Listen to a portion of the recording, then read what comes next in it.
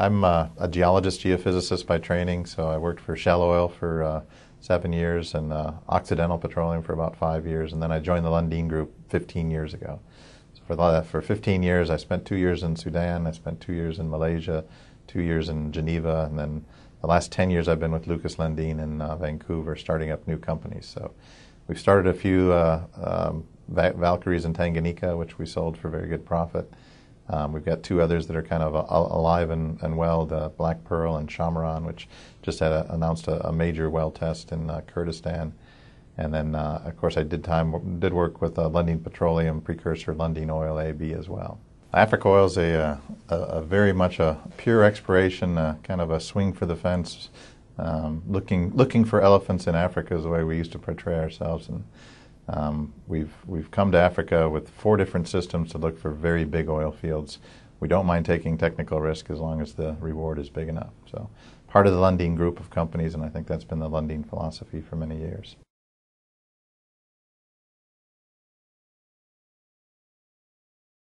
Of the 4 basins we have, the Tertiary Basin was the one that we thought was the most prospective.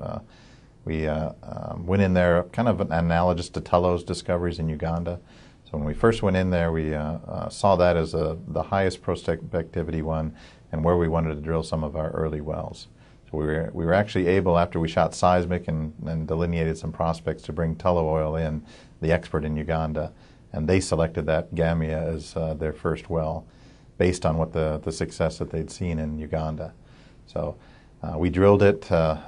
We were pleasantly surprised. I think before we drilled that well, we were hoping for about 17 meters of net pay. We actually got 143 meters of net pay.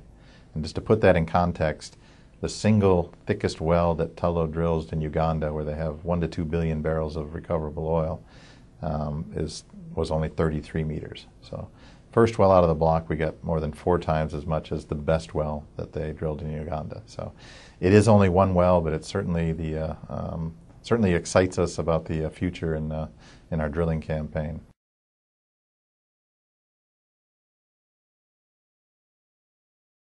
All 3 have their challenges. Obviously, Somalia is probably the most challenging. It's been a failed state for some time, but I think the good news is it is getting much better. I think they've just had their first elections in many years. They've got a new president. They've got a parliament. There's a lot of talk about a federal state there, and I think it's got a real chance of peace for the first time in many years. As far as on the ground working, we've been able to work in all 3 countries very effectively. What we do is engage with the local communities, and the local communities have to see benefit from you being there.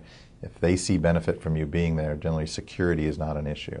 They are the ones that are going to safeguard you as much as anyone. The politics in Ethiopia and Kenya seem relatively stable.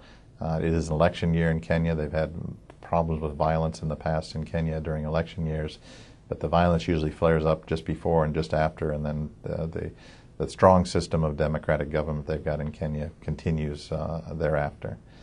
Ethiopia has been a fairly strong central leadership.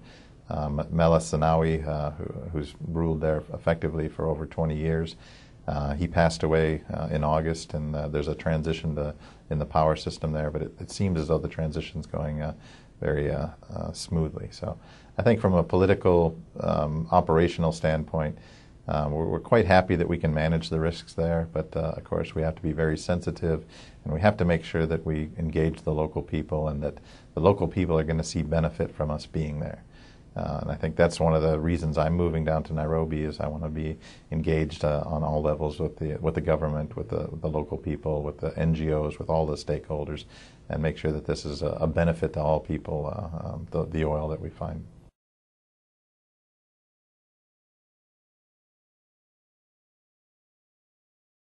We will be drilling like fiends for the foreseeable future. We've got 2 more rigs coming in, besides the rig that's going to be on in the Gamia trend.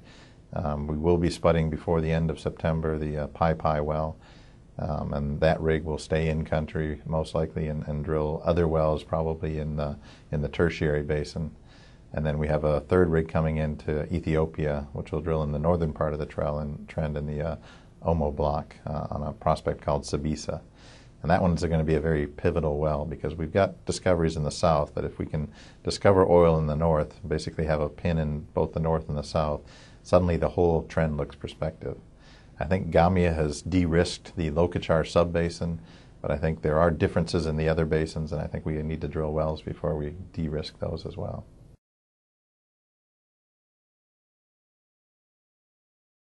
Right now we have money to see us through into next year, but as we're ramping up the drilling, we're going to have to be raising capital.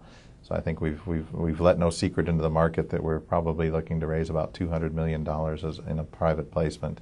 I think the timing of that and the pricing of that obviously is still up in the air. We do want to drill the Twiga well first, which we think has a very high chance of success, so that we can raise money at higher levels. But we'll just have to kind of play it by ear, see how the market is doing, see how our operations are doing, and try to get the best price for that offering for our shareholders.